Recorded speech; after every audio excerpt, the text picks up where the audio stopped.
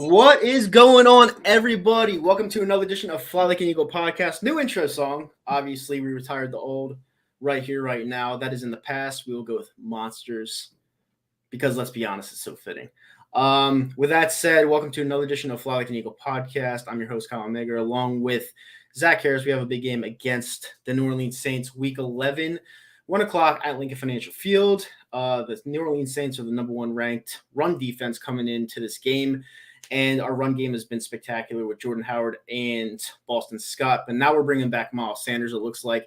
And I have a question to ask Eagles fans globally. Like, if you're watching globally, Germany, whatever. What is your opinion on Miles Sanders turning into the lineup, like returning to the lineup?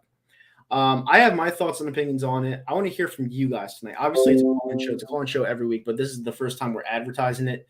So we want your thoughts and opinions on it. Now, I'm going to give you my honest opinion about this right off the bat, and then I'll bring Zach in. Miles Sanders, I've never been too high on Miles Sanders. You know, he has that flashy, dancey kind of skill set, you know, where he dances for yards. You know, he goes out of his way, kind of like a Shady McCoy, but not Shady McCoy.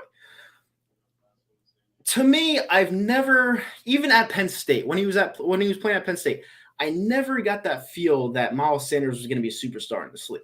Now, what I saw from Jordan Howard and Boston Scott the last, 3 weeks has been nothing short of spectacular. Jordan Howard looks like his Pro Bowl self, and I don't know why you'd want to slow that rhythm down. If it were my opinion, I wouldn't bring back Miles Sanders as your starter right off the bat. I wouldn't. I mean, technically he is your number one, but Jordan Howard's playing out of his mind right now. He's looking like the Jordan Howard that played in the Pro Bowl, 3-4 years ago? So I wouldn't stop that train, especially when you want to try to get the third wildcard spot. You know, what Miles Sanders is he's one of the huge names in Philly for whatever reason. I never got it. I never really thought he was that great.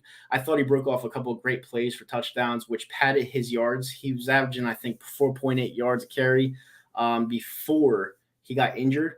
But most of those were big plays for touchdowns. And then he'd average like 3 to 2 yards every other play. To me, he's just that guy that breaks off a couple of big plays every now and then. He's not consistent. You need that consistent back like a Jordan Howard right now. You need that consistent back that keeps running his feet like Boston Scott. You need to keep the momentum train going if you want to try to make the playoffs. Now, Jalen Hurts, everyone knows my opinion on Jalen Hurts. I think Jalen Hurts is what he is. You know, he's kind of a game manager, but he's a leader, and he has what it takes to, I guess, pump up a team and lead a team. That's the one thing I like about Jalen Hurts. But his skill set is not good enough to where he could take over by himself. So you need those extra running backs to carry all the necessary things you need to do to win the game. And I just feel you can't break that momentum train. You can't do it. So I would actually have Miles Sanders as my third running back going into this Sunday. But without further ado, I'm going to bring in my co-host, Zach Harris, wearing a Patrick Mahomes t-shirt. What's up, Zach? Not much. I figured I'd go with the Patrick Mahomes shirt today, switch it up a little bit. He's like the Steph Curry of the NFL. He just needs 1-2 passes, and all of a sudden he catches fire, and that's what happened the other day. And, you know, I can't hate on it. I like when somebody plays some good fashion football, and he plays some good football. As far as the whole Miles Sanders thing, and you know me, I'm on the opposite side. Wow, I am so tongue tied. Hibbity hobbity. Opposite side from you. I do think we need to continue to grind the ball with Miles Sanders, Boston Scott, and Jordan Howard, but we do need to get some early touches for Miles Sanders if he's 100%. If he's not, then you need to keep going with the hot hands. Other than that, you still need to churn the sticks, the clock, keep it going with your main lead back, and that's been Jordan Howard since Miles Sanders went out. But Miles Sanders adds that dynamic elusiveness, and he's just a playmaker with the ball in his hands. Unfortunately for us, he's one of those guys, he needs more touches to eventually break one off. And that's kind of one of the things you talked about is he's not good at consistently getting those 3 yards, falling forward, and helping Jalen Hurts get in those third and medium or second and short kind of situations that we need and that we've seen from the last 3 games with this run game going. Right. Yeah, I agree 100%. You know, a lot of people have their opinions about Miles Sanders. They think, you know, he's the guy to be one of the best in Philadelphia Eagles history, like the guy to take over where LaShawn McCoy left. and I just don't see it out of him. I don't see it out of him. I actually saw more out of Kenneth Gainwell in the preseason than I saw out of Miles Sanders his whole career here. And that's saying something. I know it's preseason, but to me, he looked like he had that quicker burst. He had that more momentum. And to me, I just feel like Miles Sanders is just a name that hid behind a player like Saquon Barkley at Penn State. That's why he was so flashy coming out of Penn State, because people are so high on Penn State players. Why? I don't know why. Like, they've had a couple of great players coming out of school. Micah Parsons, they have Dodson this year, who's probably going to be a good NFL player.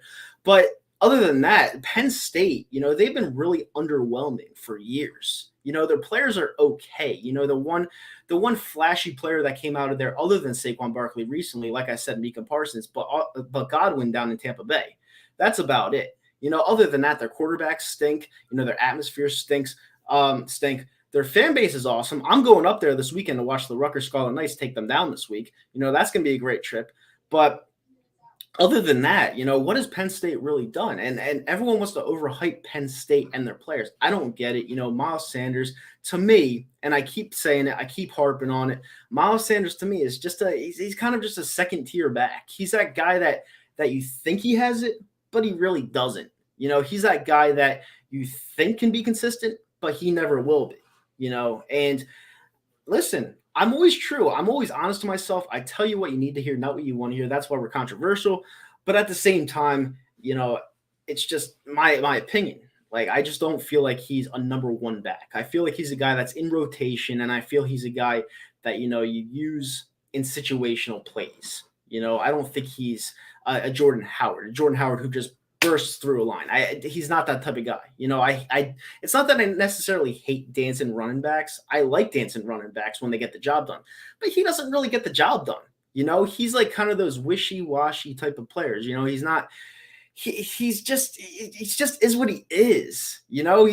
People want to say he's flashy. He just is what he is. I never really got the whole concept over Miles Sanders. I really haven't. Maybe Zach has a different opinion. I don't know. It's just, to me, it's just really a name at this point. But we do have a super chat. Go Cowboys. Let's go Brandon. Well, I like the let's go Brandon part.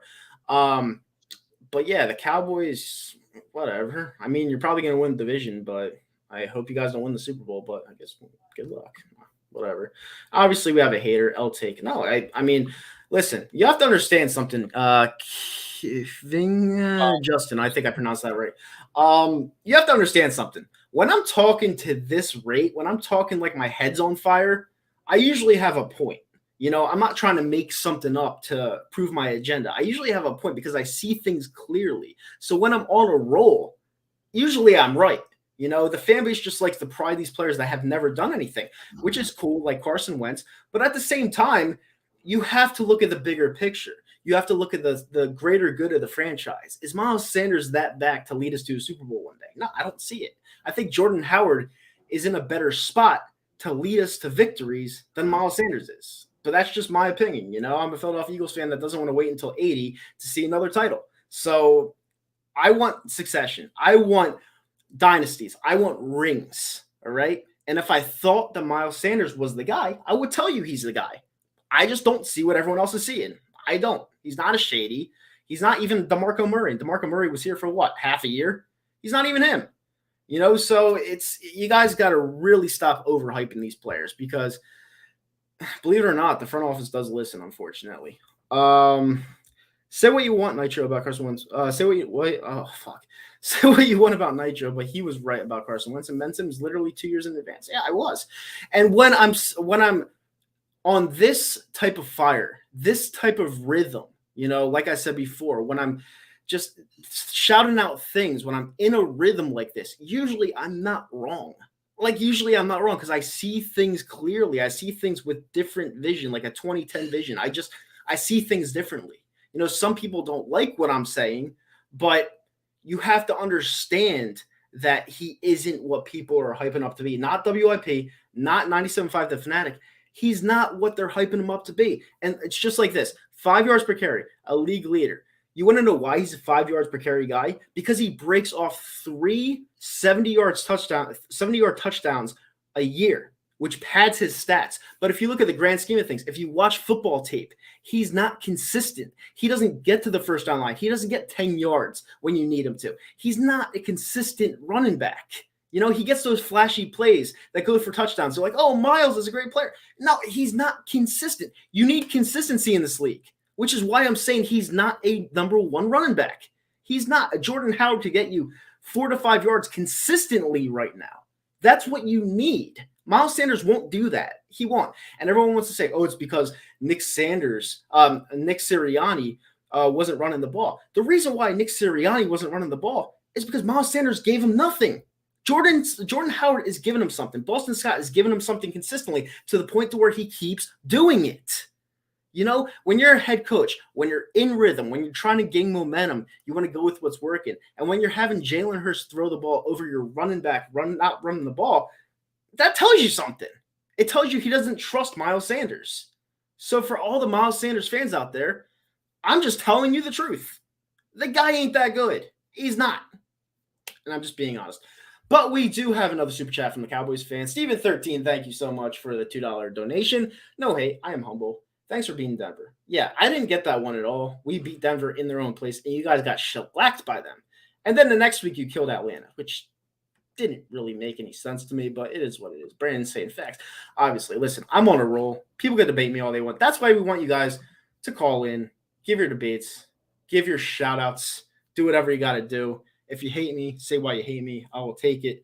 And yeah, if you want to complain about Zach's shirt, go for it. I don't really care. He does it to himself. But Zach, what are the keys to victory for this Sunday against the New Orleans Saints? Way to deflect, by the way, pointing all the blame on my t-shirt. I don't like that. Just threw me under the bus. You know, the points to this game is if Miles is healthy, get him the ball early, try to get him in rhythm, but don't forget about Jordan Howard and Boston Scott. That's the key. You look at Indianapolis last year with Nick Sirianni as the OC. They used 3 backs tremendously well. They had their lead back, Jonathan Taylor, that could be Jordan Howard. And then you mix it in with Nyheim Hines and the other back over there and Marlon Mack. And then you could do the same thing over here. You can get those from Miles Sanders and Boston Scott, but your grind out back, especially late in fourth quarter when you're trying to hold on to a lead, should be Jordan Howard. He's one of those guys where, not out of shotgun formation. Do not do that with Jordan Howard. You want it under the gun. Let him get a running start. Let him create that contact if he can't find a hole, because he's going to burst through. He's going to get you those 3 yards, 4 yards when there's no yards to be there. But as far as keys to the game, continue to try to run the ball. Obviously, the Saints have the best run defense in the NFL right now. Continue to run the ball. Make the Saints believe you are dedicated to running the ball, because we've seen over the last 2 games or so, Jalen Hurts has been on fire with the play action pass. And that's one of the things that if you establish the run, even if it's not working and you're only averaging 3 yards a carry, at least the threat of running opens up things downfield. And also keep Jalen Hurts from having to throw the ball 25, 30 times. Perfectly within the 15 to 22 range is really where we want Jalen Hurts throwing the ball.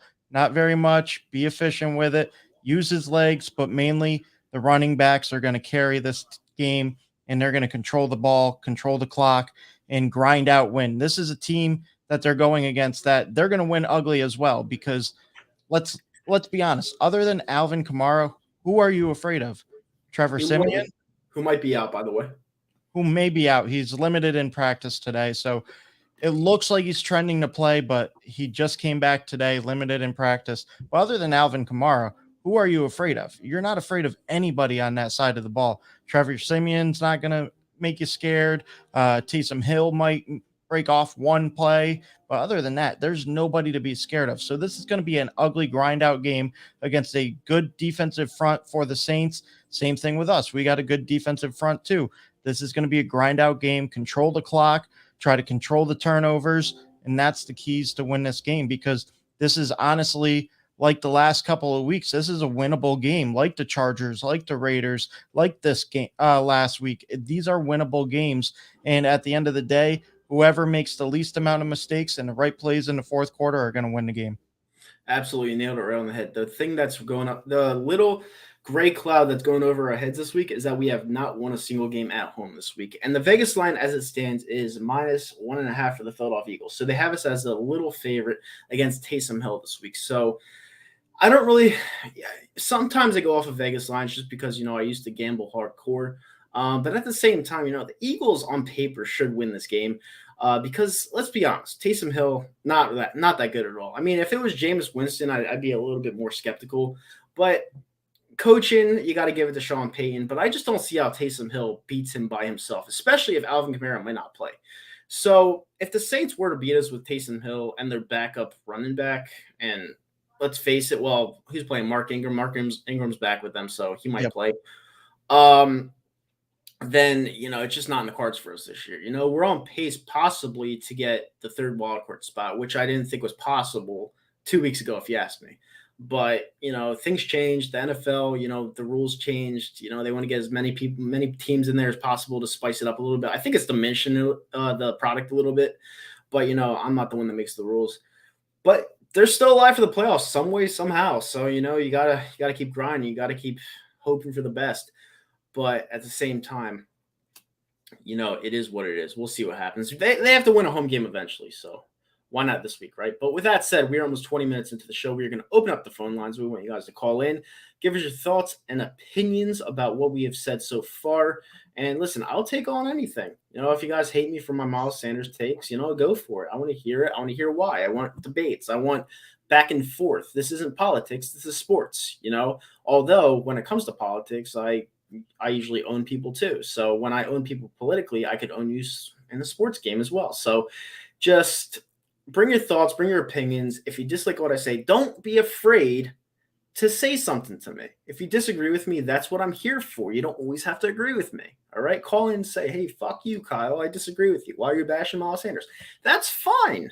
Go for it. I don't care. That's what I want. This is an unfiltered show. We're not regulated. This is an unfiltered show. I curse like a sailor when I have to, and when I keep my muzzle shut, I keep it shut. It is what it is. I think we got someone calling in to say "fuck you." Fly Like an Eagle podcast. What's your name? Where are you calling from? Webby, calling from Philadelphia. What's up, Webby? Do you think we really need Miles Sanders to come back with Jordan Howard running the ball well and down the stretch? Maybe just get Miles back for the playoffs or a deep run later in the year. I don't think we need him back right now at all.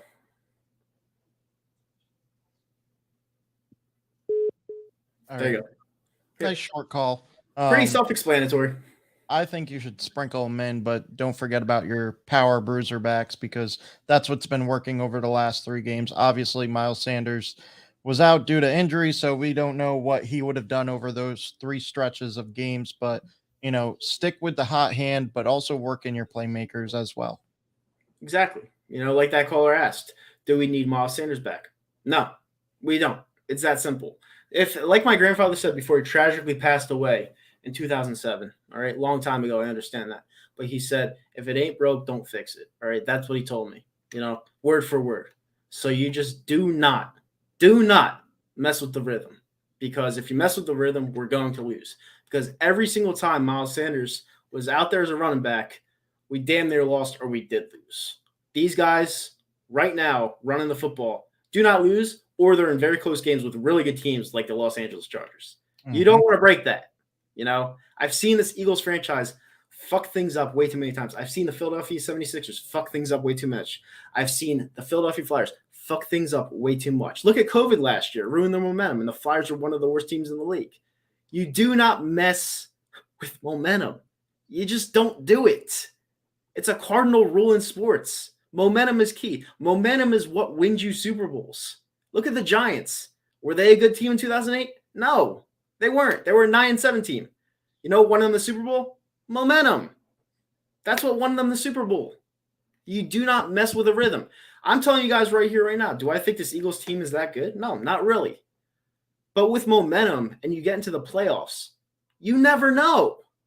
You never know. Because a hot team is scarier than a good team. Time in and time out. When you're hot and you're scary, it doesn't come much. It just doesn't. All right, let's go to the next call. Fly Like an Eagle podcast. What's your name? Where are you calling from? Yo, what's your name? Where are you calling from? There you go. There you go. Wonderful call. Wonderful, right? You guys are bringing the fire today. But no, still. Taysom Hill is hurt, according to this guy. Yeah, he's questionable. He didn't practice today, but that doesn't mean much. You still have Thursday, Friday, and walkthroughs on Saturday. Who is their third stringer? Their third stringer is the kid from Notre Dame, Ian Book. Ian Book, okay. Okay, Miles again, 15 carries. Yeah, okay. Based off what? I haven't seen it once. My bad. I ain't hear you talking, so I hung up. Oh, they're not hearing me talk. Oh, all right. Well, call back, because if you have something to say, we'll take it again. But that might be on our end. Maybe I have to fix something or something. But I don't know. That happened. That seems to happen every single week. But it is what it is. But yeah, if you want to call back, I'd still mix in Sanders. I can't mess with momentum. See, I'm not the coach, so they probably will mix in Sanders. I just don't mess with momentum. I don't do it. Momentum is key, like I've said. You don't do it. I would even play Scott over Sanders at this point. Yeah, I would too. I'm not disagreeing with you. And it's not because I have a bias against him. It's the way I see things right now. What's up, Danny? How you doing, buddy? What's up, Danny? It's a regular on Fall Like an Eagle podcast. But yeah, I genuinely believe, this is a game where I feel they should win. They should get that monkey off their back, especially at home. But bringing back Miles Sanders and instituting him into a lineup, I feel like it could kill everything and we could lose this game. I'm being honest with you. And if we do lose this game, I'm going to blame it solely on him. If the line is blocking, I don't see an issue. And I'm going to be honest with you guys. From what I've seen and heard, because I've listened to some games on the radio, this offensive line is probably the best run offensive line in the league right now. I don't know about passing, but they're probably one of the best run blocking offensive line in the league right now. So that's definitely key. That just goes to show you how quality Jason Kelce is for this team still.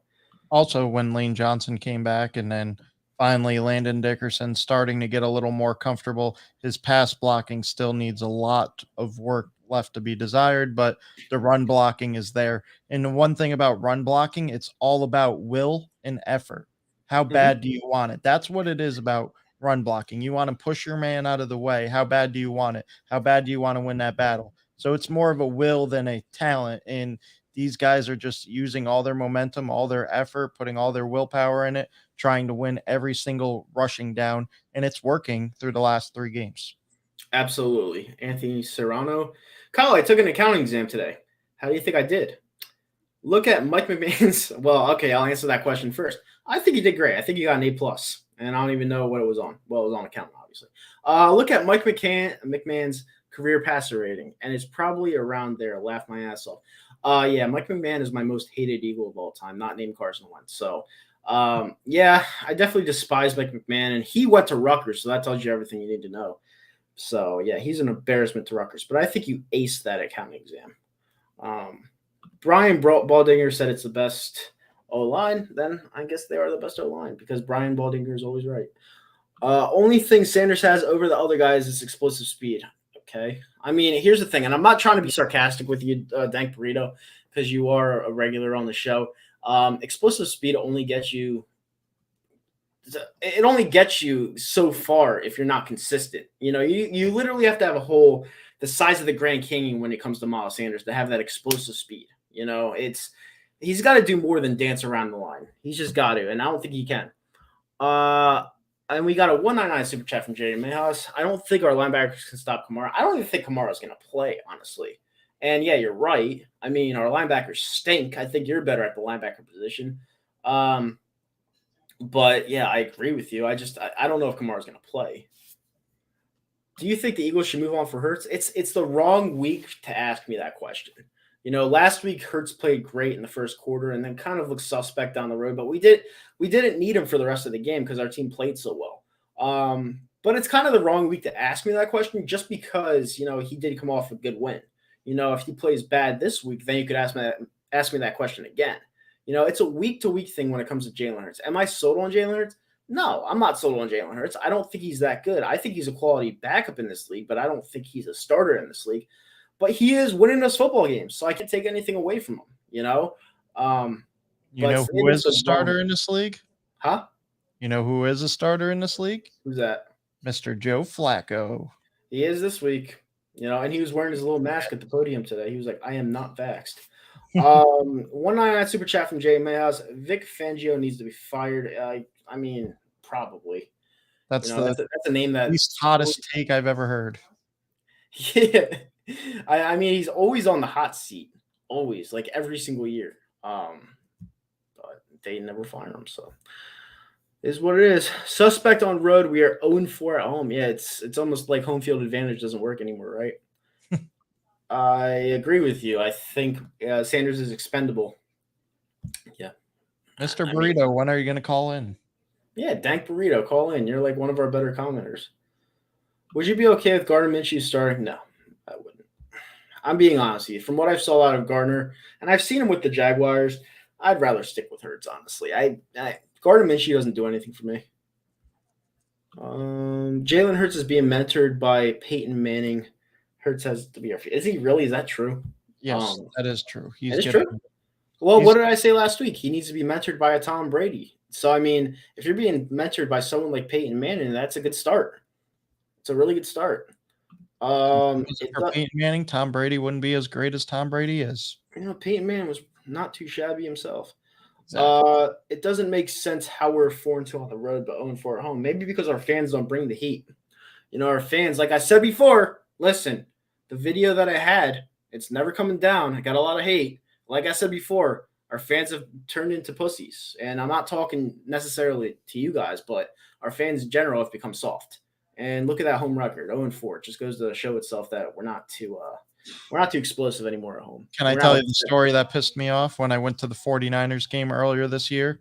Mm-hmm. It was a 2-score game with 5 minutes to go, and Jalen Hurts ended up throwing that bomb or whatever, and they got that quick score. And if it wasn't for a stupid Derek Barnett penalty, like it always is, it's always him, we could have got the ball back. But guess what? 5 minutes left in the game, 2-score game. Empty. There was very little Eagles fans there, and I was pissed. It's like when we won that Super Bowl, the fans just said, whatever. And I hate that. I hate that so much.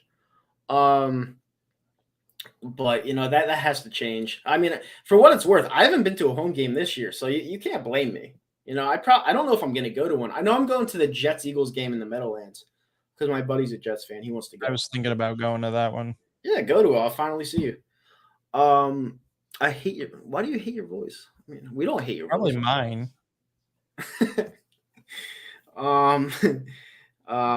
Didn't y'all beat us last year? I'm scared. No cap. Yeah, we did beat you guys last year, but that was Jalen Hurts' first start as a Philadelphia Eagle. So that was one of those games where you didn't really necessarily know what to expect from him. And then the second half you adjusted but by then it was too late. So that's when our defense was actually getting to the quarterback, and Taysom Hill has ability when it comes to passing. Yep. Both tackles are hurt. Taysom is hurt. Didn't practice. Harris is the only threat. Mark Ingram might be rejuvenated now. So I was at the Charger game. It was electric. We would win if we got a sack. Yeah, I mean, when you throw for 34 for 38, it's going to be kind of tough. Our fans travel well, but I felt like we aren't as crazy as we were back in the 2000s. It's funny because my friend's a season ticket holder. And he said every single year they pump up the prices of the season tickets. And he thinks it's because they want to get rid of the 700 level era. Like he wants to get those fans out of there. Well, the Jeffrey Lurie wants to get those fans out of there so the games could become more family oriented. Because the 700 level was a cheap section in the stadium in the vet. And they would just get bombed, just go in. They would be at the upper level. Like they wouldn't even care. They would just like make other fans' lives a living hell. That's what you actually need life. You need that atmosphere back. That's what you need. If I were Jeffrey Lurie next year, I'd cut it in half. That's what I would do. If you want real home field advantage, you need to make inflation deflation, and you need to bring back the ticket prices from the vet. That's what you got to do, just for 1 year at least. I went to the Eagles Chargers game. Nice, I didn't. $1.99 super chat. Jenny Mayas. I'm going to the Jets game in December, as am I. I don't know where I'm sitting yet. My buddy wanted to sit in like the lower tier level, like what is it, 107 or something like that. They're like $50, so I mean, can't go wrong with that, especially in New Jersey. All right, let's go to the phone line. All right. Fly Like an Eagle podcast. What's your name? Where are you calling from? Hi, this is Jerry from Washington Township. What's up, Jerry? So here's what I say like this.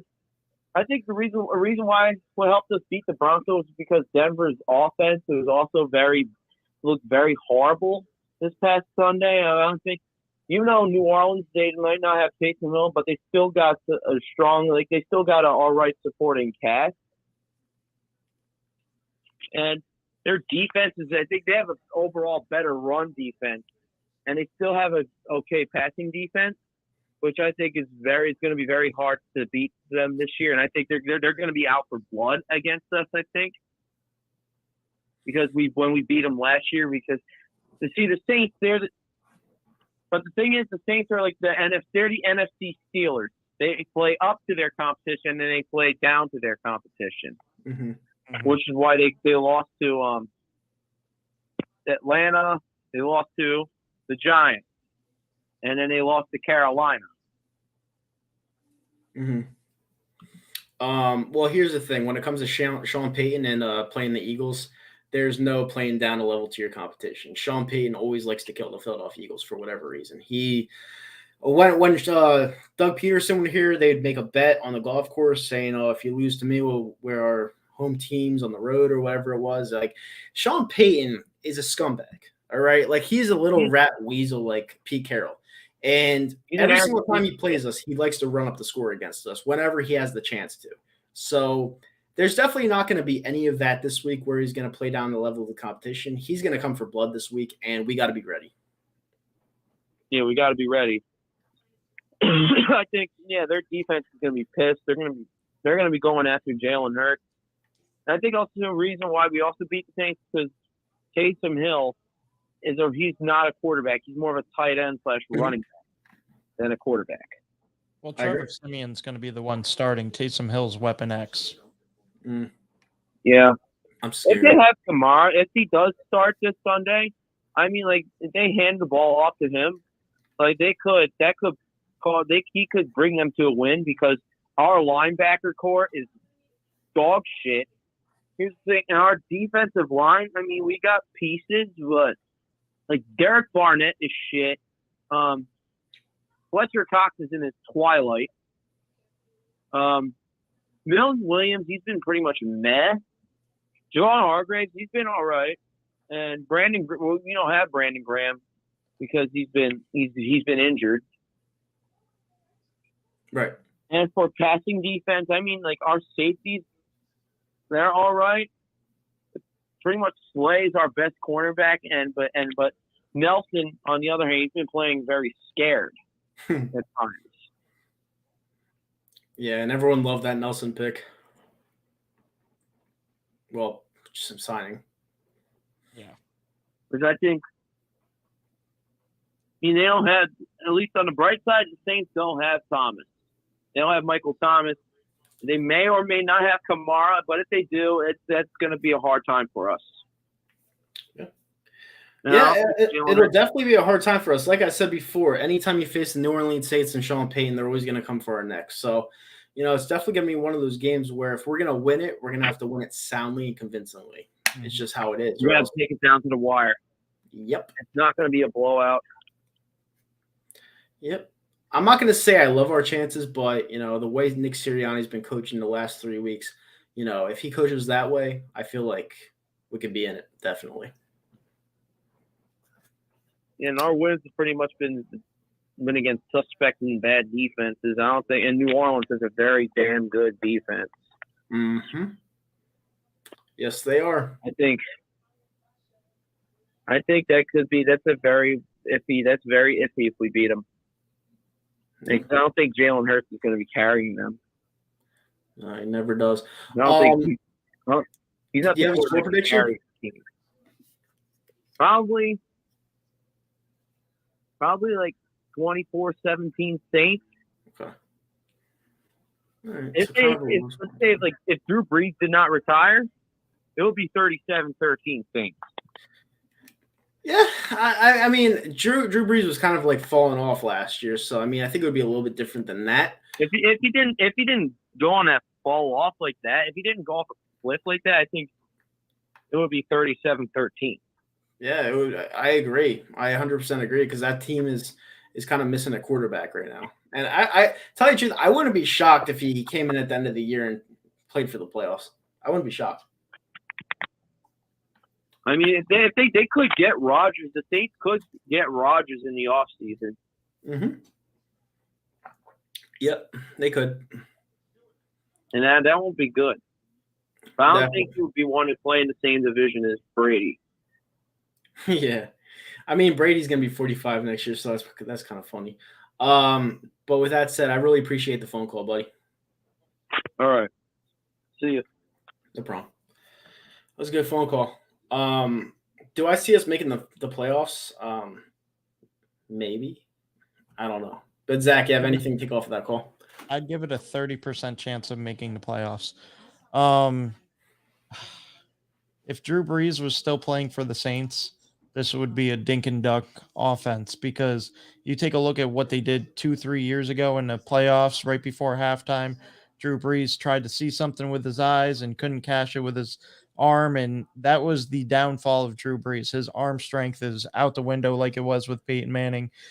He's going to have to beat people underneath. But why are we talking Drew Brees? Because at the end of the day, if anybody's going to come back, it's going to be Phillip Rivers to unite with Sean Payton towards the end of the year, but I don't see that foresee that happening either. As far as this offensive goes for the Eagles, I think going against this defense, where this defense struggles the most is with mobile quarterbacks. So don't shy away from the run game. The RPO works better when you have a direct run game first and you open things up in the passing lane, the running game, and it's going to keep the defense on its toes. So as long as they realize that they struggle with a running quarterback, that's what you need to work into it. But don't make your whole game plan like it was 4 or 5 weeks ago, where it was RPO, RPO, RPO. Work it in. Some design QB runs, some run game runs for our running backs, and then work off that. I like the way that they were working Dallas Goedert into the game before obviously he went out with a concussion. Continue to do that, because that's going to be your big body receiver that's not afraid to go over the middle. Work that. But we do have a phone call, so let's go to the phone line. Oh, they hung up. Feel free to call back. I just missed you. Yeah, no, I agree. It's this week. It's weird because we did just blow out Denver in their own place, while Denver beat Dallas Cowboys in their own place in convincing fashion. So this week is going to be one of those weeks where I don't really know what to expect. Obviously you want to see a win. You want to see them get off that schneid, that 0-4 schneid at home this year. But at the same time, I'm not expecting us to win just because we haven't been consistent enough. And, I do expect them to bring back Miles Sanders in some way, shape, or form this week. And I think it kills the momentum. I really do think it kills the momentum, because that's just how unlucky we are as a franchise. All right, let's go to the phone lines. What's your name? Where are you calling from? It's Jamar from Hershey, Pennsylvania again. What's up, Jamar? Hey. Yeah, so I was talking about this Eagles game coming up against the Saints. This is actually the game I have us winning at home against the Saints. I know we're 0-4, but like I said before, no pun intended, that you have to look at the opponents that we face are going at home. Up to this point, our home schedule was brutal. We had to face the 49ers, the Chiefs, the Tampa Bay Buccaneers, and then the Chargers the last time. So that's probably why we're 0-4. I mean, that's part of the reason why we're 0-4. But unfortunately, I have to disagree with you on your opinion with Miles Sanders. Okay. I think Miles Sanders is a good running back. Now, is he Shady McCoy? No. Hell no, he ain't Shady McCoy. And there'll never be another Shady. But I still think he's a talented not quarterback, but running back. I think he adds more to our run game that's already staffed as well. Because like I said, we pretty much have a power back in Jordan Howard. We have a small, shifty running back who also has a little bit of power too. He's basically, to me, Boston Scott is kind of like Darren Sproles, like a young version of Darren Sproles. I love him. And then you have Miles Sanders, who, like I said, can pretty much break one if he gets open space. But you have to give him the ball. You got to give him some touches. That was something Nick Sirianni failed to do in the beginning of the season. That's why he was giving anybody any touches. That's why you have to give your running backs going a little bit. Mm-hmm. Okay, well, we will agree to disagree on the whole Miles Sanders case. I mean, I've seen him for the last 3 years on this team, and I don't know. He doesn't provide nothing to where I feel like he could be a star running back in this league or even help us consistently. But you could be right. I could be wrong. You never know. It's just from what I've seen the last 3 years, this is a guy that needs a hole the size of the Grand Canyon to do anything special. You know, he dances way too much for my liking, and his consistency is just not there. Now, am I a little biased because he did come from Penn State? Maybe a little bit, because I don't like Penn State at all. Like, I hate that school. Like I said before, I'm going up to Penn State this Saturday for the Rutgers-Penn State game, and I'm hoping for a blowout on the Rutgers side because I hate Penn State. But that is my bias. I do have a little bit of bias towards that school, but at the same time, I want players that wear the shield of the Philadelphia Eagles helmet. I want them to succeed, but I just don't see it out of him. Hopefully I'm wrong, and I'm hoping that to God that you're right. I just don't see it right now. No, that's fine. That's fine. Like, you can have your opinion on Miles Sanders. Yeah. Just like I said, like you just said, disagree to disagree. Mm-hmm. I respect your opinion, though. You don't have to like him. I think he's a good running back, though. But in terms of this game, I honestly think we'll be able to run on the Saints defense. I don't think they face a running game quite like ours because, like I said, we have a back, really two backs that could really hurt you right now, and Boston Scott and Jordan Howard. So I think that's going to be tough to defend. And on the offensive side of the ball, like I think one of you already mentioned, who really scares you on their offense other than Alvin Kamara? I mean, yeah, I mean, that's pretty much the sense of that. If you can get pressure on, I guess Trevor Siemian might be playing. I don't know who their quarterback is, but honestly, I don't think it's really going to matter. I think they need another quarterback. I really don't trust Jameis Winston at all, as far as I can throw him. But, yeah, so that's basically my opinion on this game. I have us winning this game. I don't necessarily say it's going to be easy, but I do have us winning a close one at home. All right, what's your score prediction?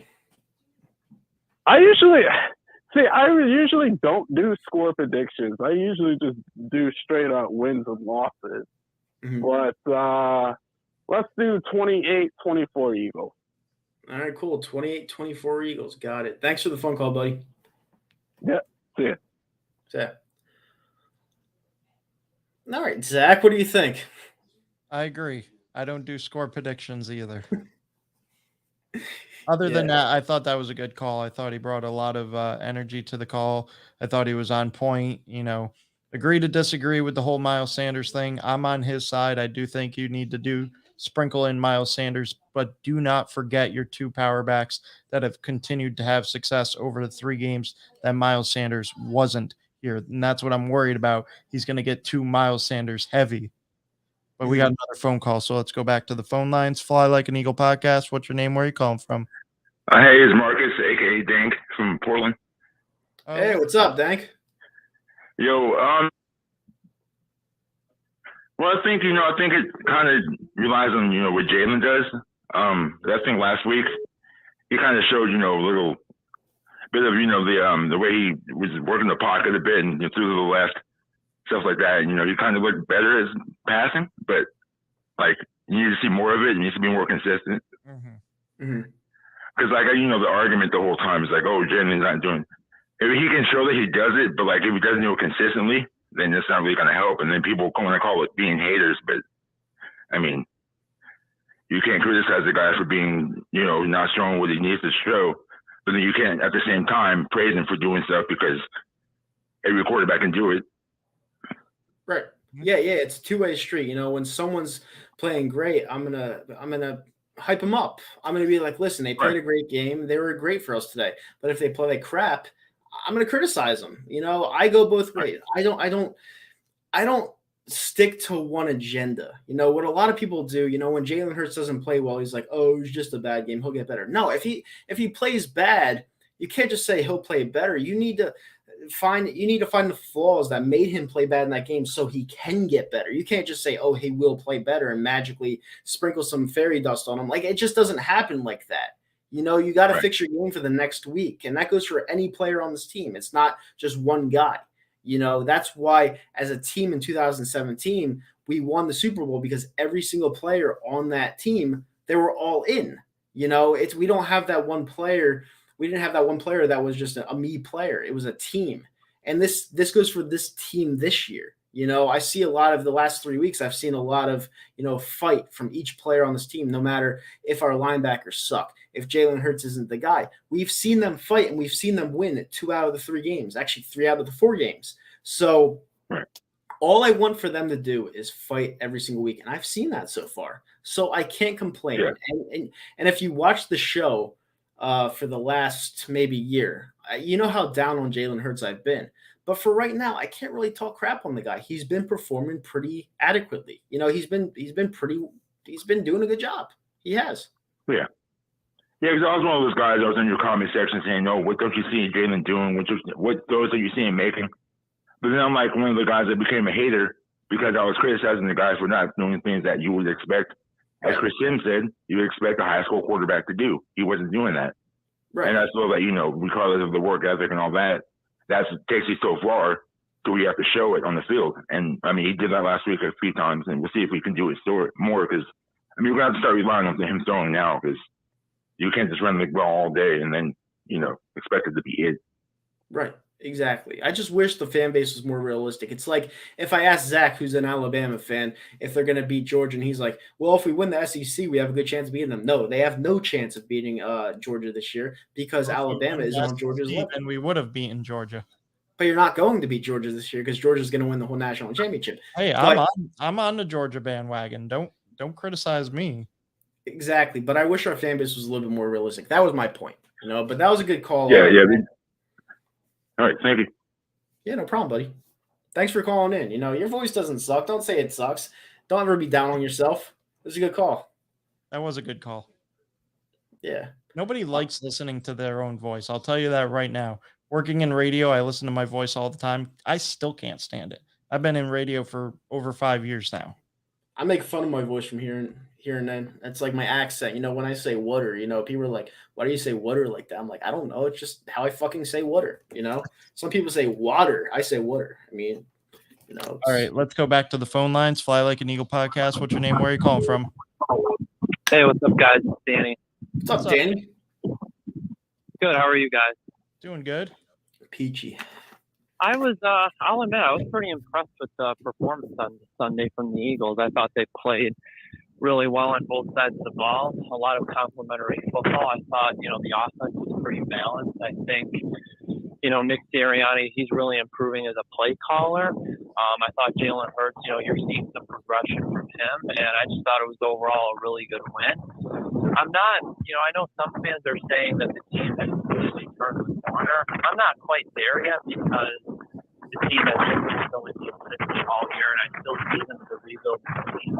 I just don't think on paper they've necessarily turned the corner. But if you look at their schedule, they do have an opportunity, I guess you could say, to make the playoffs because their schedule is pretty easy. And the good thing is that, the Eagles defense, obviously, they've not been very good this year, except when they face quarterbacks that are not very good. And I believe, obviously, this week the Eagles played Trevor Siemian. He's the starter, right?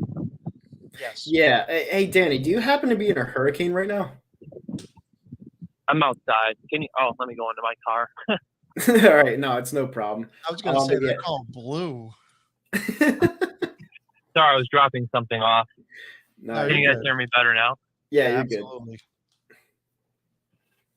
So what I was saying, because I didn't know, someone I thought said that Simeon got hurt, but I wasn't sure. But if you look at the quarterbacks the Eagles face, obviously Trevor Simeon and then Daniel Jones twice and then Taylor Heineke and Zach Wilson. So even though the defense, hasn't been very good against top tier offenses and quarterbacks, they really don't face any top, except for obviously the Cowboys. But we don't know if they're going to be resting their starters. So even though I think this is obviously still a rebuilding team and the team still has a lot of holes because of the schedule, I think they definitely have an opportunity to, potentially make the playoffs.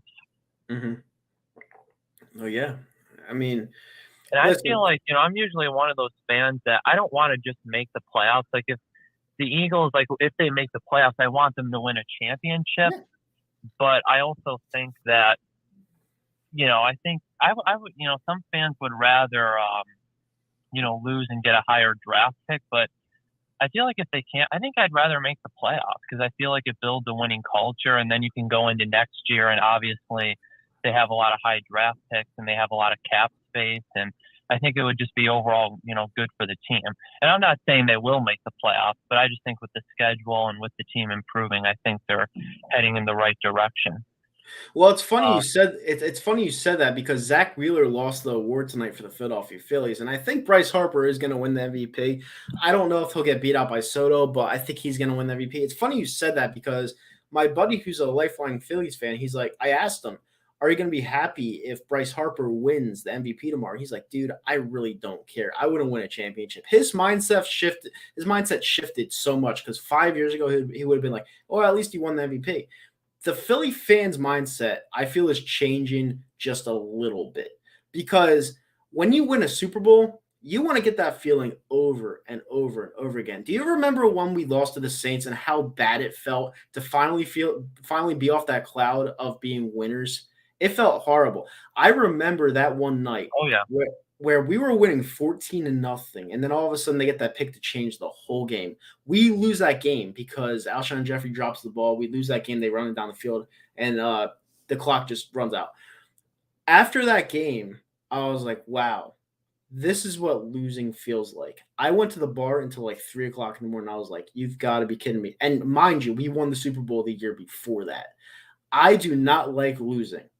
I want to win at all costs. And if we're not in a position to win, I don't want to be teased. I don't want to go to the playoffs and thinking we're having a chance when we don't have a chance.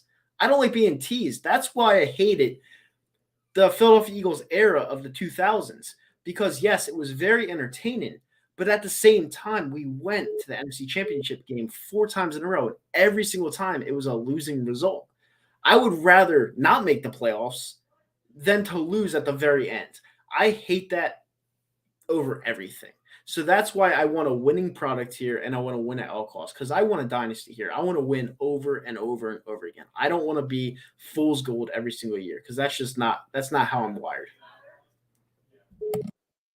Yeah, no, I totally agree. I remember, and that's why obviously I hate all the NFC East teams. I dislike the Cowboys the most, but outside of the NFC East teams, the Saints are right up there. I still remember in 2018 in the regular season when they crushed us 48-7.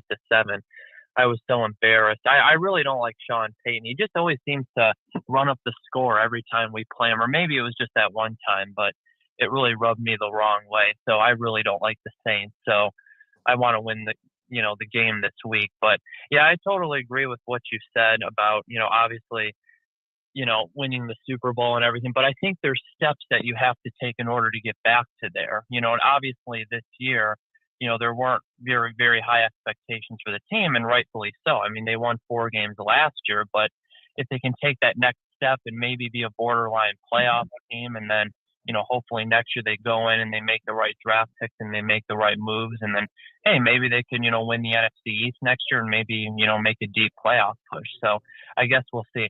I did want to ask you one question, all right, Nitro, because I know you're not sold on Jalen Hurts. And you probably remember I've called in and I'm not sold on him either. although he has played, I thought, much better the last couple weeks. Right.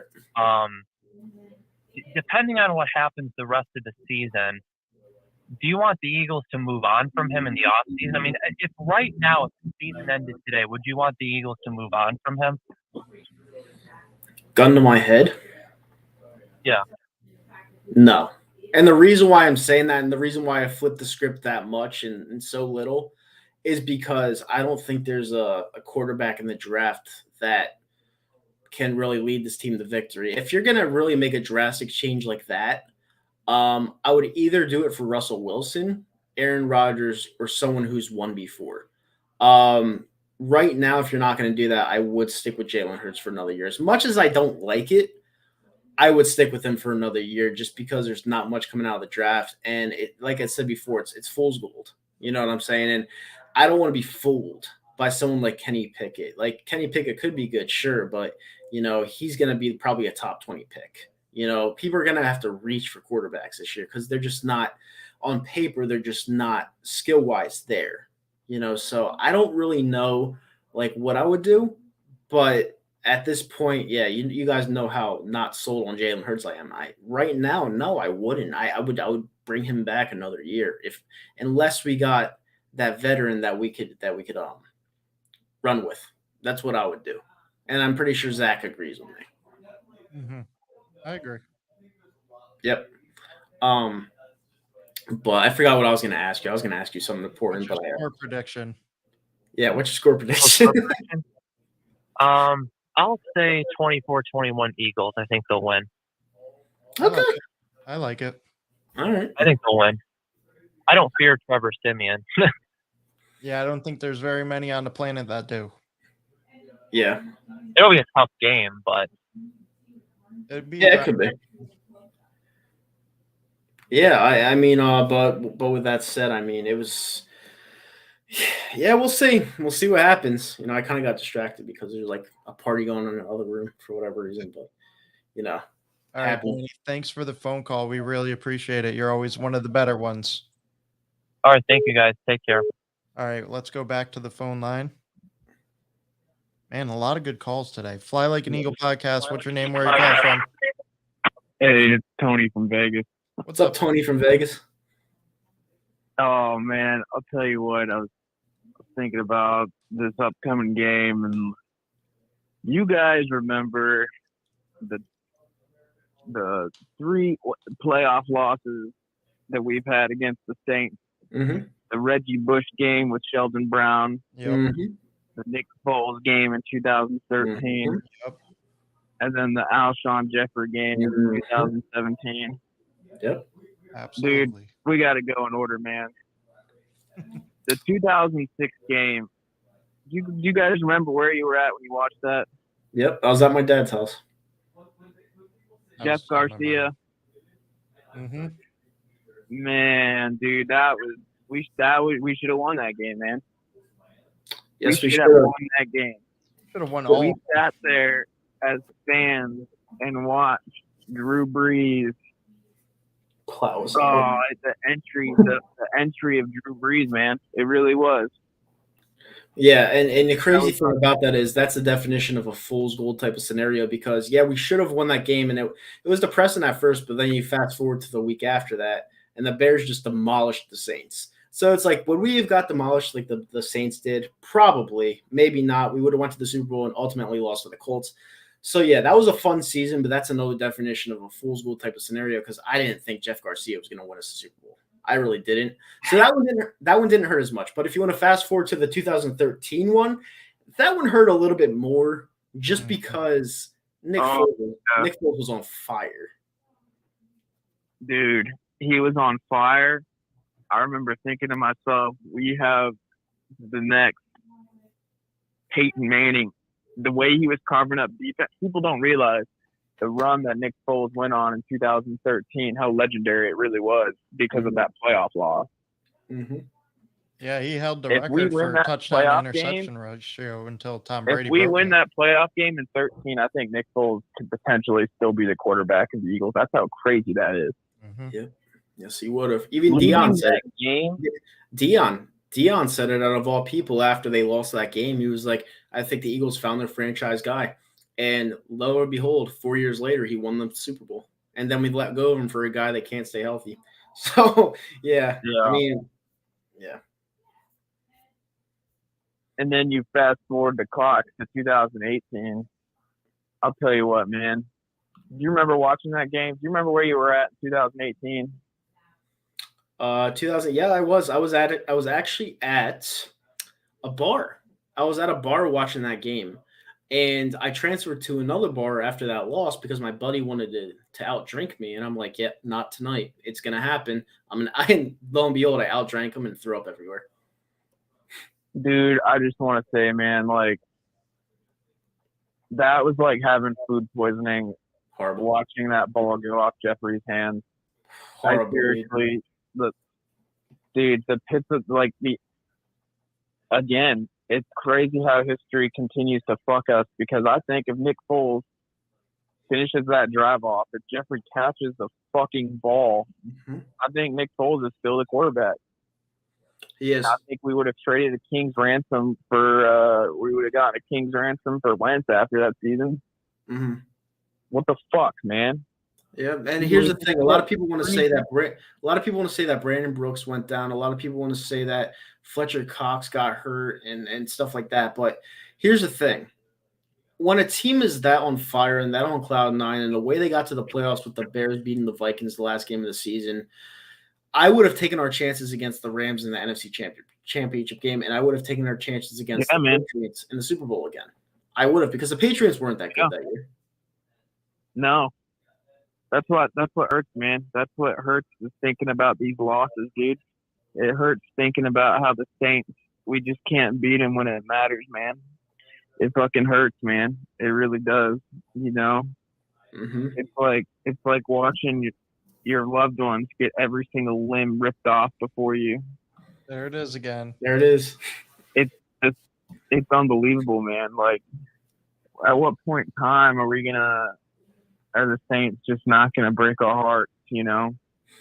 It's hard to deal with, man. It's hard to think. It's hard to go into this game and not think about those games, man.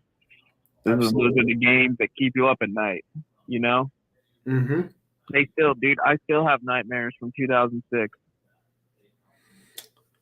2006. I don't know if I had nightmares.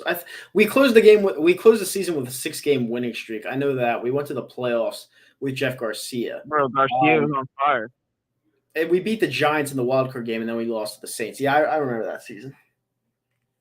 I have nightmares about all these Saints, man. It's just like, it's miserable, man. It's miserable to think about just how the Saints continue to own us and all the big losses we have against them. It's just like, dude, I don't know what to say, man. I don't know, man. I've been losing sleep all week. It's like a never-ending nightmare. Well, let me tell you something, Tony. Take some NyQuil and go to sleep. No, man, I can't, man. I fucking hate this team, dude. Just like, I don't know if you remember in 2013 when Peyton Manning carved us up for 500 yards. Peyton's done that a lot to us. Nightmares I was having nightmares leading up to the Broncos game. And now I'm having them same nightmares, man. Yeah, man. Well, stop having nightmares. It's not good. You know, don't let this team get to you. It's not worth it. No, it is, man. This team's a part of me, man. I grew up in Philly, man. Yeah. Me too, man. Unfortunately, I got numb to it all. Unfortunately. Yeah, I don't know. I wanted you guys to relive those 3 games and I wanted to hear the emotion in your voices as we read deep dived into the past, you know? I really appreciate it. Yeah, no problem, man. Good talking to you guys. You too. Have a good one, Tony, and get some sleep. All right, so that was a heartwarming phone call. I was getting ready to cry. I'm not gonna lie with you.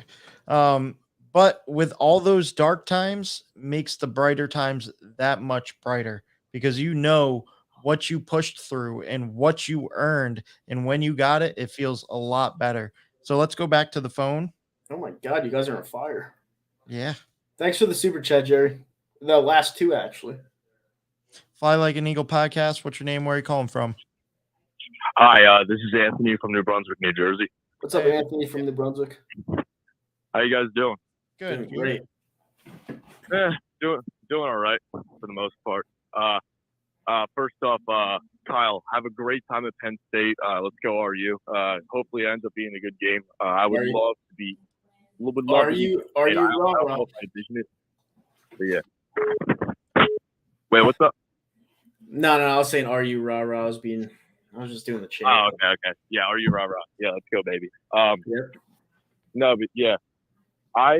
Going into this Eagles-Saints game, bro, like, honestly, I think we're going to win convincingly. And I usually don't remain this confident about Eagles games, and I really haven't remained confident about an Eagles game really since, like, I'd say, like, maybe the start of 2019, and that's only because we had one of the best rosters in the league.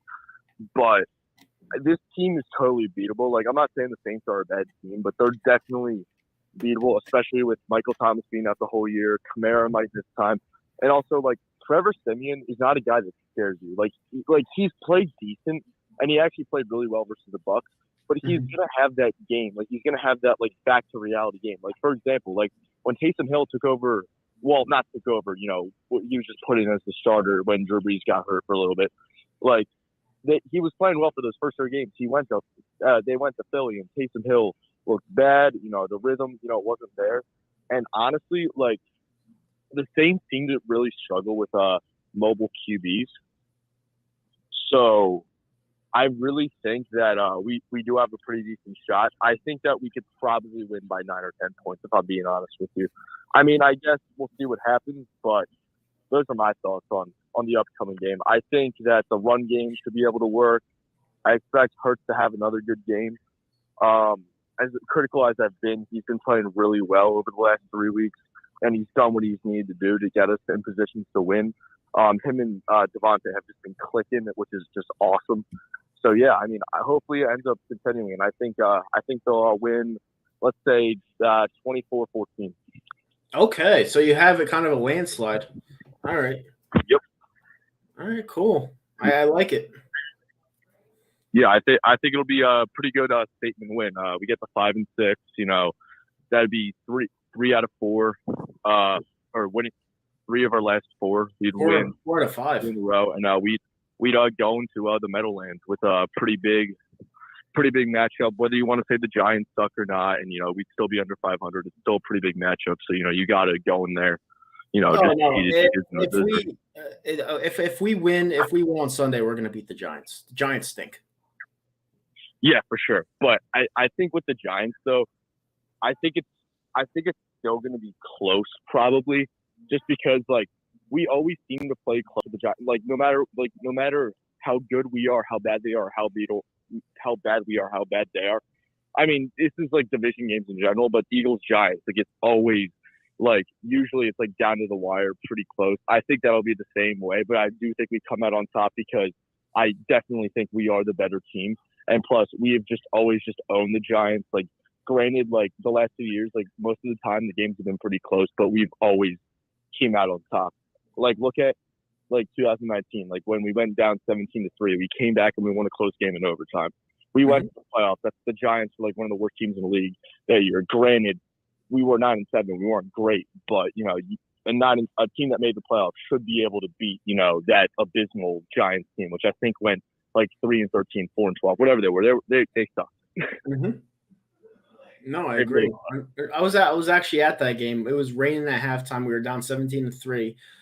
Darius Slayton, that was his coming out party. He torched us in the first half, and then we ended up winning with Zach Ertz catching the game-winning ball in overtime. So it worked out for us in the end. And then Carson Wentz got hurt against the Seahawks, and that was all she wrote.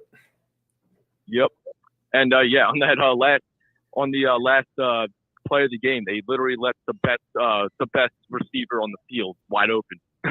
Yep. Wide open. And a lot of Giants fans, including my cousin, who talks a lot of shit to me during Eagles Giants games because he hates the Eagles. He said that the delay of game clock actually ran out before that play happened, which I tend to agree with him on, but it doesn't matter. Yeah, I do agree with that. Yeah. Yeah, it doesn't matter. We still own them. You know, it's most of the time, like it's like throughout like my life. Like, look, I'm 19. I became a fan when I was 6 in 2008. I really didn't really start like watching each game until 2010 when I was 8. So, but like I started like follow somewhat like in 2008. So like it was like the year after the Giants had won the Super Bowl. So like, yes, I did see the Giants win the Super Bowl in 2011. But like for the most part of my life of being a football fan, not only have we just owned the Giants, but like the Giants have just been flat out relevant. Like ever since they won that Super Bowl, it's been consistent mediocrity, consistent just they take L's left and right. We always beat them, like, and the fans still talk all this shit every single year about how they're gonna sweep the Eagles, about how they're gonna be good again. Like it's been a decade. Like you guys ain't shit. Like I'm sorry. Like you guys are not doing anything this year. You're not doing anything next year. You guys are not going to do anything until John Mara finally fires Dave Gettleman because he's probably the worst GM in football. Well, yeah, but that's typical scumbag New York, New Jersey fandom because they think they're hot shit when they really are. I mean, look at the Knicks right now. They're playing mediocre, and like they're like, oh, we're gonna win, and they have like Henny after the game. Like it's exactly. same shit every year.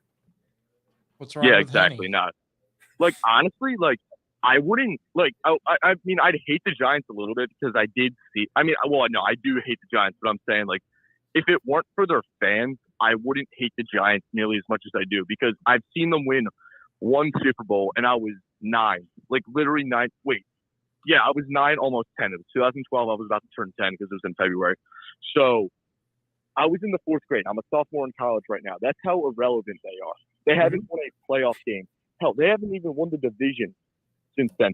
And the one time they went to the playoffs was 2016. I was a freshman in high school where they were playing the Green Bay Packers and they got ran out.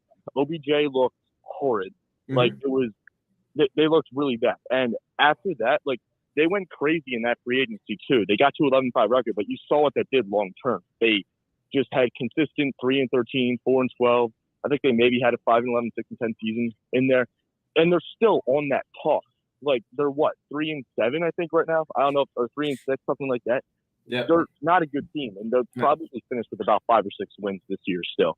But the fans will still think they're hot shit because, as you said, it's typical New York, New Jersey fandom. Yep, exactly, 100%. And it's funny because ever since OBJ went on that boat, they've been like their record's been atrocious. Like it's like maybe it's 15 and like 67 or something like that. It's crazy.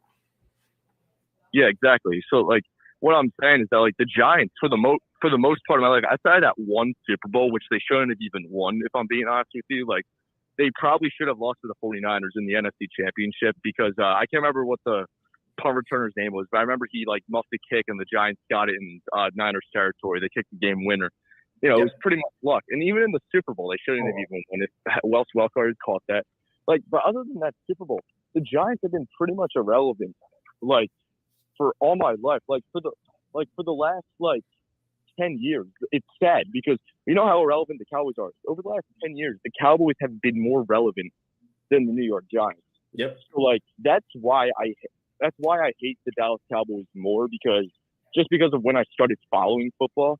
Like yes, the Giants did win a Super Bowl, but I mean like outside of that one Super Bowl, like since 2012, the Cowboys have definitely been more relevant. Not like they are relevant, but that's another reason why I still hate the Cowboys more. And the fans are just as arrogant as Giants fans, in my opinion. I know you'll disagree with that because I know how you feel about New York Giants fans, but that's just my opinion.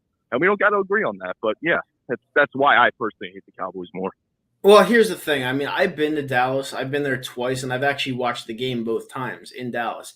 I think the real fans are in Dallas. I don't think the real fans that are in Philly or New York that like the Dallas Cowboys are the real actual fans. Like, if you compare the homegrown fans in both cities or both states, it's not even close. Dallas fans are much nicer. The NJ New York scumbag Giants fans, they're just assholes. They think they're great every year and they'll throw it in your face. So it's like night and day. But if you want to talk about Dallas fans outside of Texas, it might have a point. Mm-hmm. Yeah, for sure. And I've never been to AT&T Stadium, but I mean, yeah, I definitely take your word for it.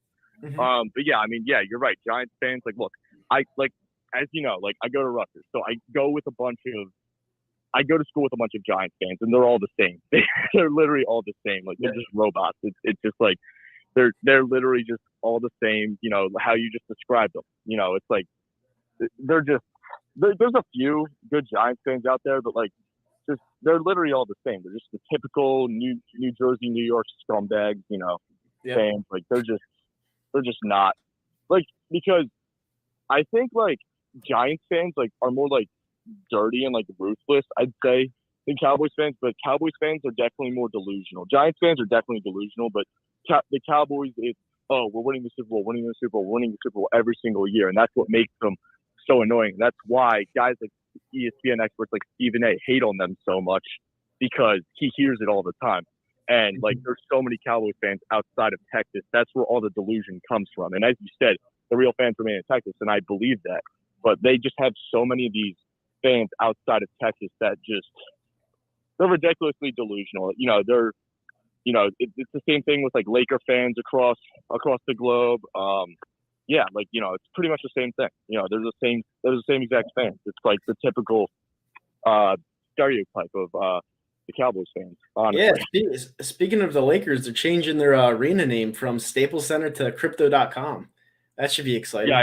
Yeah, I saw that. Yeah, I think it's gonna be officially like in place on Christmas. I don't know if that's true. I just remember seeing something about that. That's where the Lakers, Clippers, and the LA Kings play. So that's pretty interesting. I saw something on Instagram about that.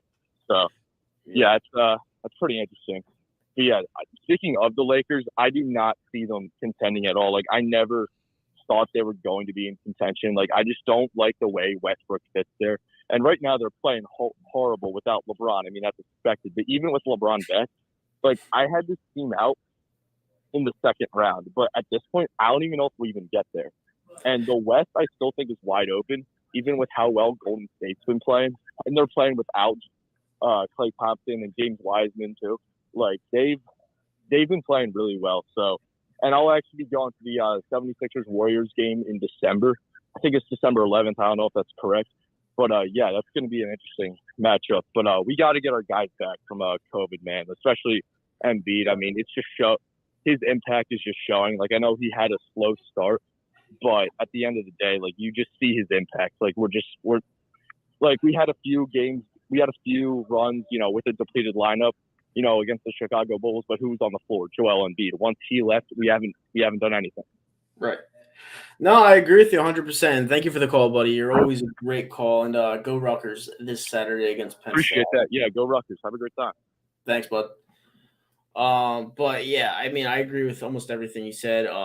Other than the Cowboys fans theory, because I've been to Dallas before, and it's night and day. Like, most of New Jersey, New York fans are complete scumbags, you know, other than Zach, because he lives in Albany. He lives in a good part of New York, other than Chris Cuomo, but you know, a good Andrew part Cuomo. Of New York with high crime rates.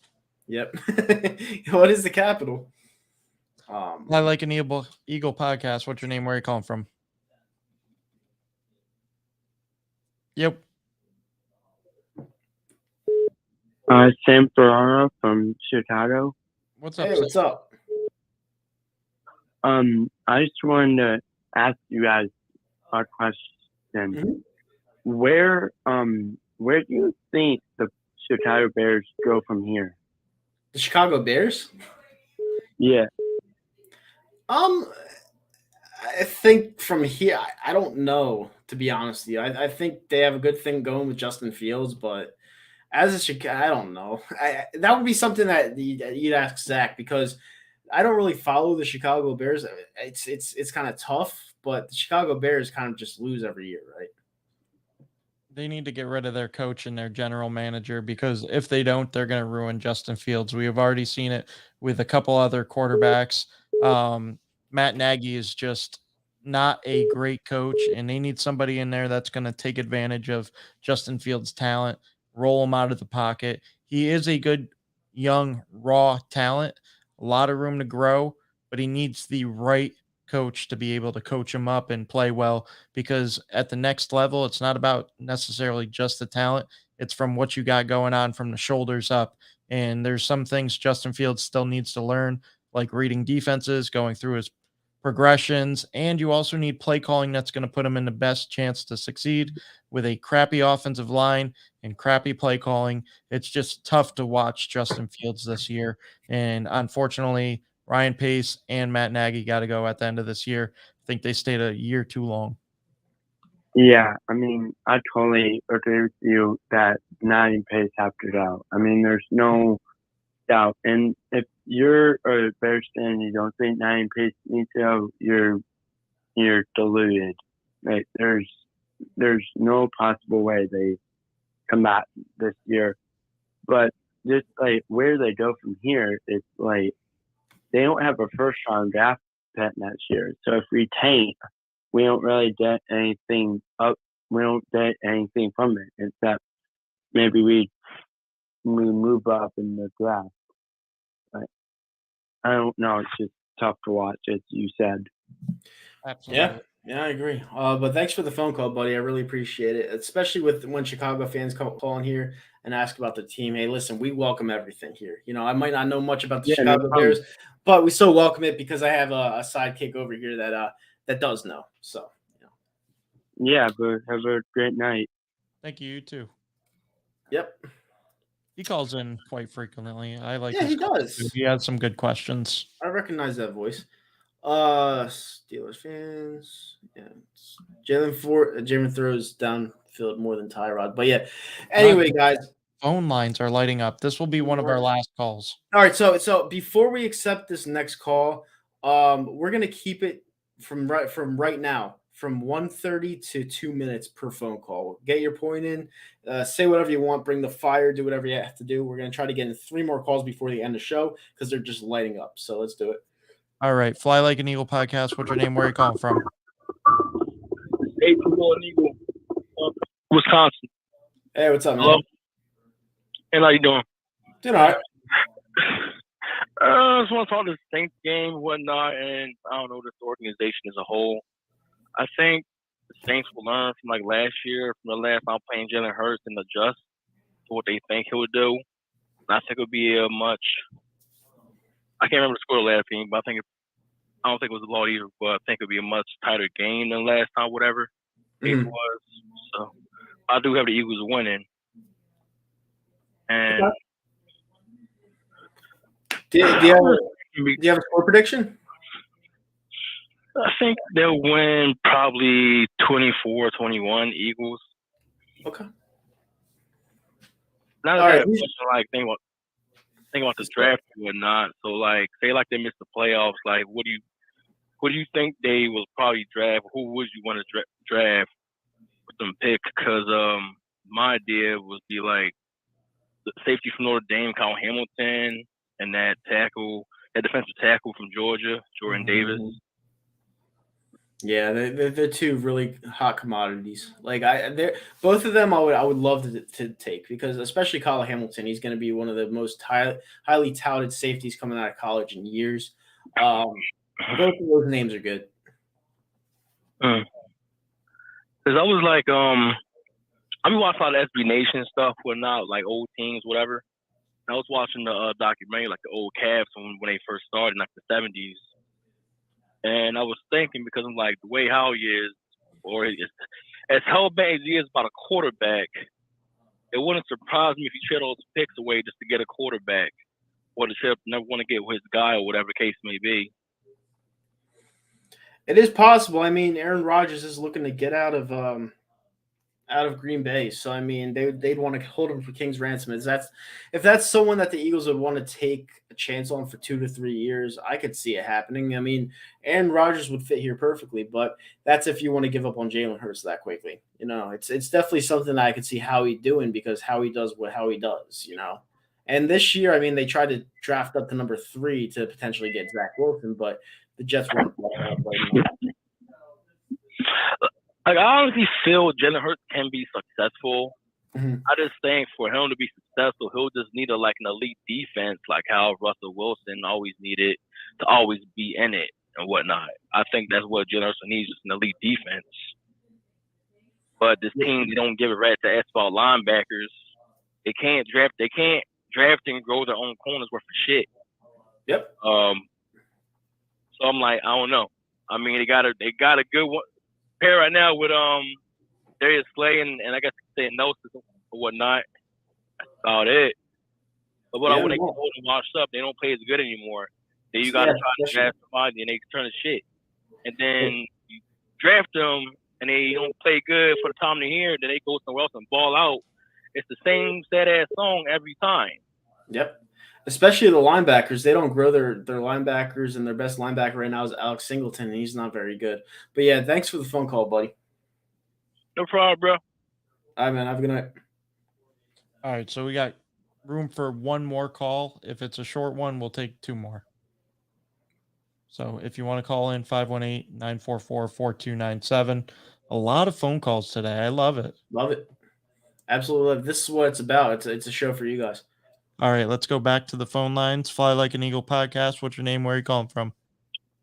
Hey, it's Tony from Vegas again. I'm sorry for calling, but I'm sitting here, man. I'm pacing back and forth thinking about the Marcus Colstons, the Lance Moores, the Devery Hendersons, the Alshon Director plays, man, and it's eating me up, man. I'm pacing back and forth, and it's just, man.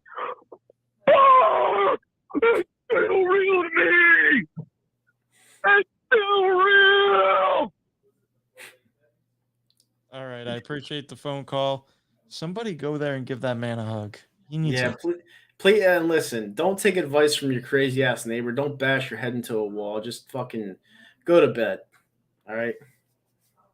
Bash your head into a pillow. Yeah, exactly. Like, you ever see Analyze This, where he's like, here, just hit a pillow. He takes the gun and goes, poof, poof, poof.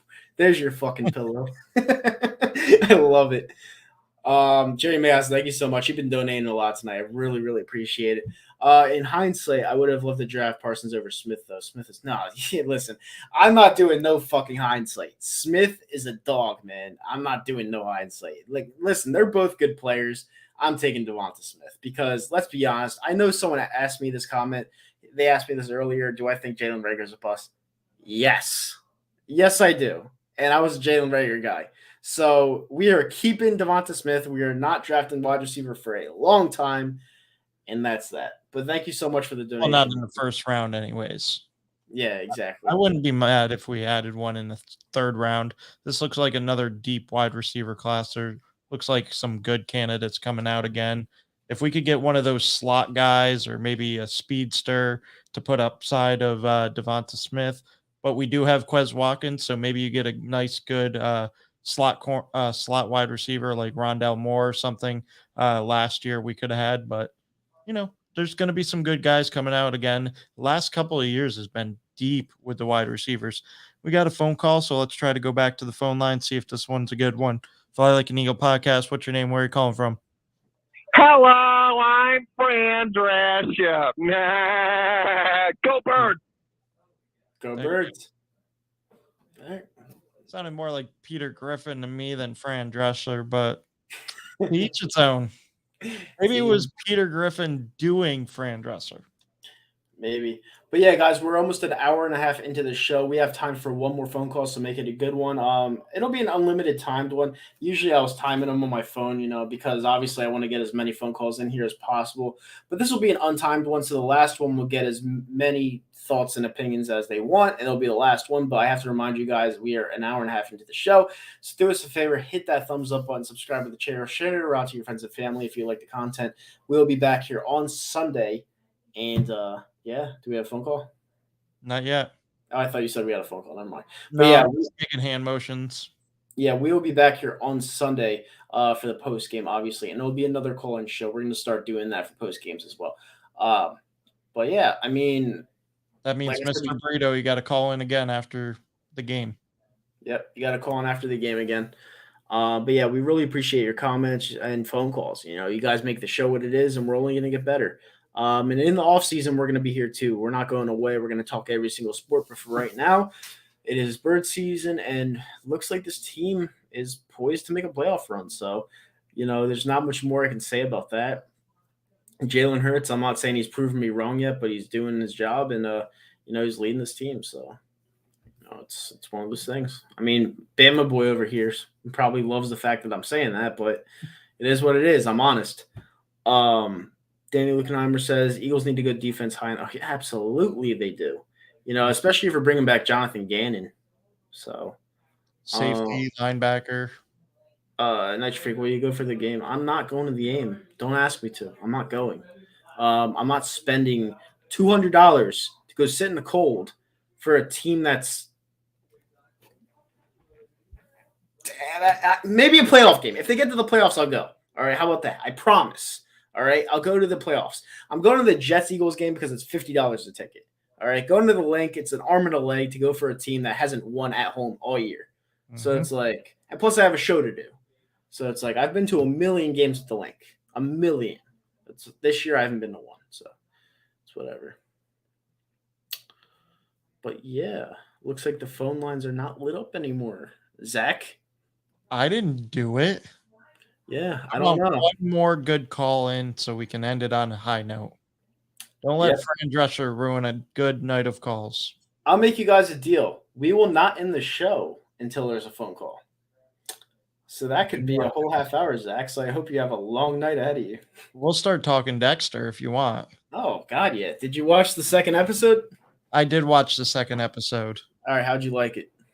Good, but Deb needs to go. I cannot stand her. She's annoying. She is worse as a dark passenger than she was alive at the beginning of Dexter. I started to like her more as the shows went on, but I couldn't get past the whole white chicks part where she's grabbing her tummy and she's going, Tina the talking tummy. But we got a phone call. So Fly Like an Eagle podcast. What's your name? Where are you calling from? Hi, this is Duncan from Kansas City. How's everybody doing tonight? What's up, Duncan?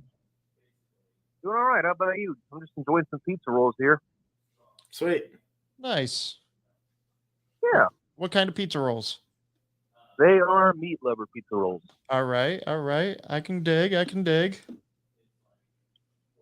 So what's your prediction for the game Sunday against the Saints? Zach?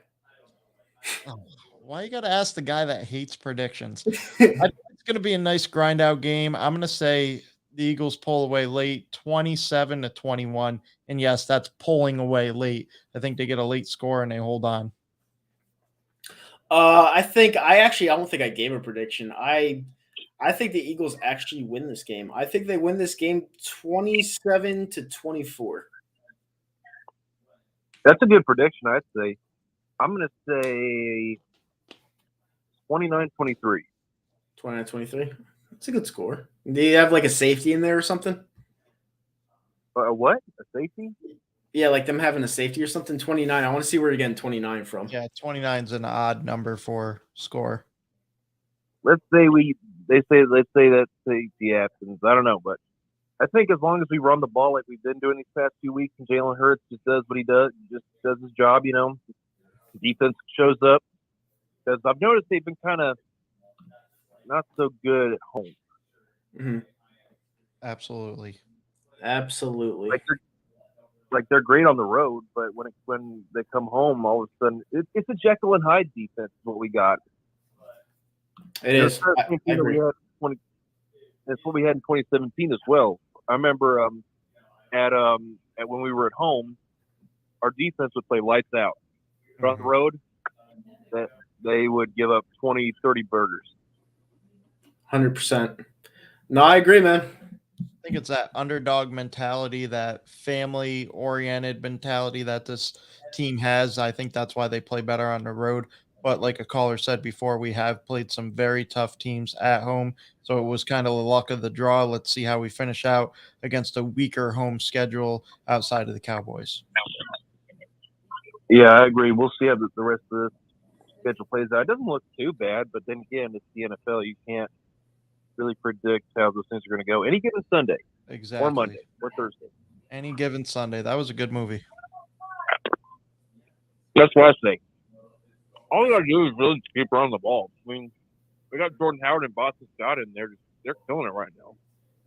So, and maybe sprinkle in Miles Sanders for like a change of pace back once in a blue moon. But most of the time, give the ball to Howard and Scott. Those are your top two.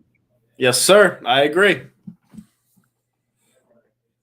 Do you think there's any improvements we need to make on offense going forward or in the off season? Yes. Mm-hmm. Be more efficient as a passer. Well, I've heard he's working out with Peyton Manning, so that should help. That's good. They must have heard me because I was like in the off season. If you're gonna keep him, work out with someone like Tom Brady, and he's working out with Peyton Manning. So that's good. Maybe there's a little birdie flying around here, telling Jalen Hurts and Eagles everything you're saying. Maybe. I don't know. I sometimes have that thought myself, but you never know. It's kind of like a narcissistic way to think. So I don't really like to think like that sometimes. Well, keep speaking the truth. I will. All day, every day. Truth is treason and the empire lies. That's why it's controversial. It's true. I agree. Yep. Me too. All right, buddy. Thanks for the phone call. I really appreciate it. You got it. Have a good night. All right, you too. But yeah, the very, very good phone calls tonight, guys. Obviously, I'm gonna end the show because I'm gonna end the show with Zach's last opinion, and it has nothing to do with football. It's about how I like Dexter because I want to end it on a great note. I like it so far. I watch it with my mom. I actually watch it with my mom every week. It's a great show. You know, I like how they're implementing. I don't want to do spoilers, but obviously Dexter. Yeah, spoiler alert. Dexter has a kid that actually long lost kid that comes into his life, and I think the way the series is shifting, I think because Michael C. Hall doesn't want to do it anymore. So I think the way the series is shifting, I think they're gonna make a spin-off with the kid becoming a serial killer. That's just how I'm thinking about it. But so far, if you guys have never seen Dexter, watch it. Phenomenal show, one of the best shows ever, and you will not be disappointed. But with that said, Zach is gonna lead us out with a fight song, and No, I'm not. Come on, don't make me sing. yeah, I can't do it. I can't do it either. Let's do it in spirit. Eagles at one.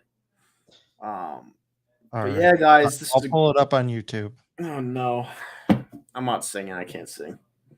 Well, that's good. You don't have to sing. We're gonna have the phone pull up and sing for us. Ready? Yeah.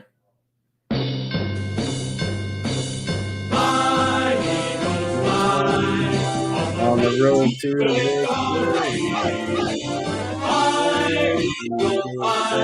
Score a touchdown and